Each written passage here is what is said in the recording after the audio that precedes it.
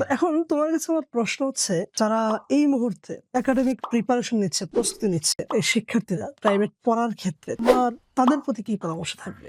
তাদের প্রতি একটা পরামর্শ থাকবে যে তারা যেন, যে বললাম যে শুরু থেকে বেসিকটাই মূলত অনেক ইম্পর্টেন্ট। আর বেসিক স্ট্রং করতে হলে তার বইয়ের প্রতিটা লাইন, প্রতিটা শব্দ ভালোভাবে জানা থাকা লাগবে, ভালোভাবে ব্যাখ্যা জানা থাকা লাগবে, তার সূত্রগুলো ভালোভাবে মনে থাকা লাগবে। তার যদি কোনো জায়গায় সমস্যা থাকে, তার অবশ্যই তার টিচারকে ভালোভাবে ধরতে হবে যে আপনি আমাকে এটা অবশ্যই করিয়ে দিবেন, আপনি না করিয়ে দিলে এটা আপনার দায়িত্ব।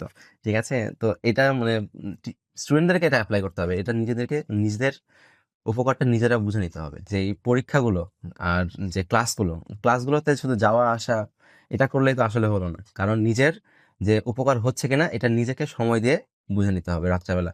এমনও হয়েছে আমার যে আমি মানে বাসায় গেছি, বাসায় যে একটু মানে ফ্রেশ হয়ে খাওয়া দাওয়া করে পড়তে বসেছি, অনেক পড়া জমেছে, রাত অনেক বেজে গেছে, রাত 2টা 3টা বেজে গেছে। আবার আপনার কাছে সকালবেলা প্রাইভেট ছিল, সকাল 7টার সময় আমি আমি চলে এসেছি। তো হ্যাঁ, কষ্ট হয়েছে অবশ্যই। এভাবে বলতে পারি যে কষ্ট করতে হবে, আসলে কষ্ট ছাড়া কোনো সফলতা সম্ভব না।